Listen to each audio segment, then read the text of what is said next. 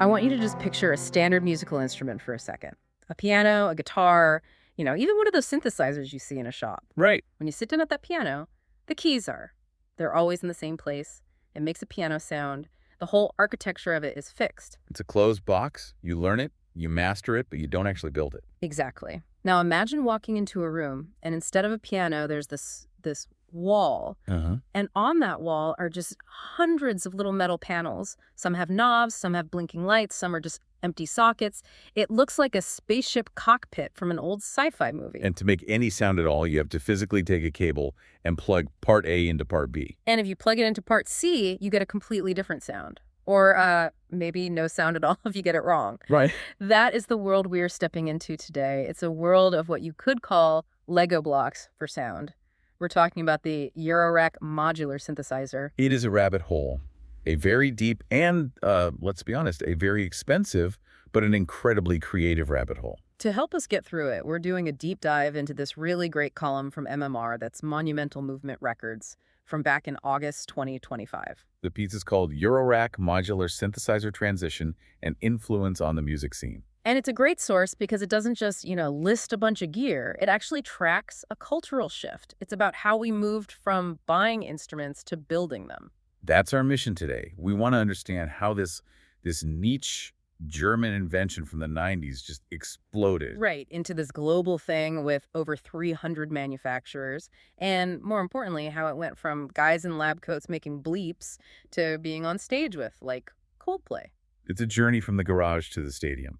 But I think the real insight here, the thing you need to grab onto right away, is the shift in agency. The agency, what do you mean? Well, in the traditional synth world, an engineer at, say, Roland or Yamaha, they decided how your instrument sounded. They decided what the knobs did. Exactly. With Eurorack, you are the engineer. The musician becomes the architect. You're not just playing a synthesizer. You are designing a custom machine for a specific idea. So if I wanted a machine that only makes noises that sound like, underwater explosions, I can build exactly that machine. Precisely. You build the instrument that plays the music that's already in your head. And that freedom is, well, it's intoxicating. Okay, but before we get to all that, we have to talk about the time before. Take us back to the early 90s. What did the world look like then? Well, modular synthesis wasn't new. You had the absolute legends, Moog and Buchla, back in the 60s and 70s. But those systems were, they were the size of refrigerators. And I'm guessing they were priced like luxury cars? Or small houses, yeah. Yeah. They were massive, fragile, and proprietary. And that's the key word, proprietary. You couldn't take a module from a Moog and plug it into a Buchla. So it was like trying to use an Android charger on an iPhone back in 1995. Perfect analogy. It just wasn't going to happen. They spoke different electrical languages. So by the 90s, everyone had moved to these digital keyboards. They were small, they were cheap, and they sounded okay. Yeah. But that tactile magic was gone. Enter Dieter Doepfer, The Godfather. The MMR article credits him with this A100 system. But looking at it, he wasn't really trying to reinvent sound, was he? Not at first, no. His genius was logistical. It was the aha moment of standardization. He just looked at the chaos of the vintage gear and said, what if we all just agreed on the size? The famous 3U height? Right, 3 rack units high. But even more important, he standardized the power, the connectors. He basically built a sandbox and said, if you build your toy to these specs, it'll fit in my box. That's the Lego moment. It is. And because his own modules were really utilitarian and pretty affordable, it just lowered the barrier to entry. Suddenly, you didn't need a huge record deal to get into modular. You could buy a case and just one module. Exactly. And then another one next month. It democratized the whole thing. And that kicked open the door for what we have now. The source says over 300 manufacturers are in on this now. 300. That number is just wild. It's a whole economy. But here's where it gets really interesting. You'd think if everyone is building to the same standard, it would all sound the same. But it doesn't. No, the article breaks them down and they all have these wildly different personalities. It's like a cast of characters. That's the beauty of it. The open standard lets all these different philosophies live together in the same box. You can mix and match. Okay, let's unpack a few of them because the article points to some real heavy hitters. First up, make noise. Even the name sounds aggressive. The source describes them as having intuitive operability but unique functions. I've seen pictures. They look like alien control panels. That's the vibe. They use these weird symbols instead of text. They want you to explore. They're famous for a module called Maths. Right. And honestly, if you have a Eurorack system, you probably own a Maths. The article calls it an analog computer, which sounds kind of dry, like I need a calculator to make music. It's the opposite of dry. Think of computing more like physics. Maths lets you draw curves with voltage, and you can use those curves to control volume or pitch or rhythm. Yeah. It breathes life into everything. So it's not making the sound, it's shaping the sound. Precisely. It's the conductor. They also have things like the verb and the phonogene, which is like a digital tape machine that chops up audio. Okay, so make noise is the mad scientist. Then we have intelligible. Intelligible is the sleek, modern architect. The article notes they focus on high-quality digital modules, really strong on sequencers. If make noise is weird and experimental, intelligible sounds more precise. Totally. The designs are so clean. They have the Metropolis sequencer, which is legendary for making melody creation feel really tactile. You're sliding physical faders, not clicking a mouse. It bridges that gap between just pure noise and actual songs. Exactly. And they have Plonk, which does these realistic percussion sounds, and the Tetrapad, which is a touch surface for performing. Then there's mutable instruments. The article makes a big deal about them being open source. Why does that matter? It matters because it built a community. Since the code was open, other people could write new software for the modules. It kept the hardware alive, always evolving. And the names are so organic. Clouds, rings, braids. The sounds are too. Clouds is probably the most famous module of the last decade. The Force calls it a texture generator. What does that mean? It's a granular processor.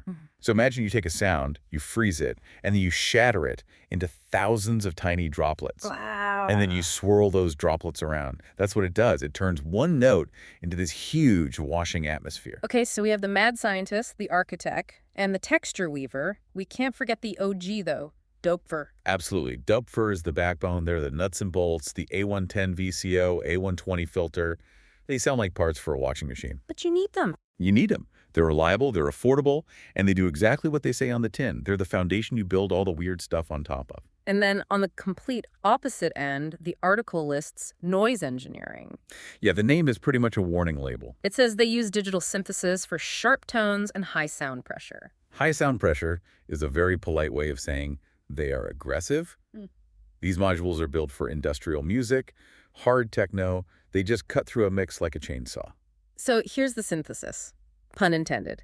Because of Doepfer's standard, I can have one case. Yeah. And in that one case, I can have a Doepfer oscillator feeding into a noise engineering distortion, being shaped by a make noise maths, and then getting washed out by immutable clouds. That's it. You are combining the philosophies of 5 different designers to create a sound that none of them could have predicted. Yeah. That's the infinite sound we were talking about. It's a great concept, but I have to ask, is this just gear acquisition syndrome, people buying expensive toys, or is it actually being used to make music? That's the classic criticism, right? It's just expensive bleeps. But the MMR article is very clear on this.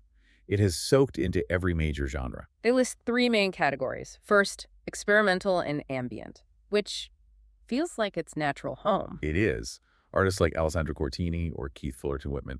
The source says they use these systems to build complex, profound sound worlds. I like that phrase, profound sound worlds. It fits. Because of modules like maths or clouds, the system can be generative. It can sort of play itself. The modules talk to each other and evolve the sound over time without you touching it. Then we hit the dance floor, techno and IDM. And this is where that reliability of Doepfer and the aggression of noise engineering comes in. The article emphasizes improvisational and dynamic creation. It's different from a DJ just playing record. Oh, completely. A modular techno artist, like Surgeon, is building the track live on stage. They're sculpting the kick drum, triggering the hi-hats, twisting the filter in real time. It's like high-wire acrobatics. But here's the real curveball. The article lists pop and rock, and they drop names like Coldplay and 9 Inch Nails. That's the proof right there. Mainstream adoption. I just can't really picture Chris Martin patching cables on stage. Well, maybe not mid-chorus, no. But the source says they use it to add new tones to songwriting and live performances. Yeah. I mean, think about it. Pop music is so competitive. Everyone has the same software, the same samples. So if you want a sound that nobody else has, You build it. It gives you a sonic signature that's totally unique to that one patch on that one day. It adds this organic texture you just can't get from a laptop. And the article actually has the receipts. It lists specific setups these artists use, which I think really grounds it. Yeah, it's like peeking into a chef's kitchen. Okay, so Alessandro Cortini. The source says, make noise math and mutable instruments rings. That's a classic pairing. Ring sounds like a plucked string or a resonating bowl. And Math S gives it that movement, that evolution. It's very emotional, very cinematic. Then Keith Fullerton Whitman using intelligible plonk and mutable clouds. So that's percussion into texture. Plonk makes a hard physical hit, and Clouds just smears it into a vapor. He takes a sharp sound and dissolves it. Aphex Twin, make noise, herbiverb, and mutable braids. The herbiverb is key there. It's not just reverb.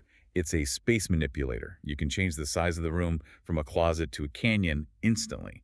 For someone like Aphex Twin, it's the perfect tool for warping reality. And Coldplay, it says they use the Make Noise shared system and the Intelligible Metropolis. So the shared system is basically a greatest hits of Make Noise in one box.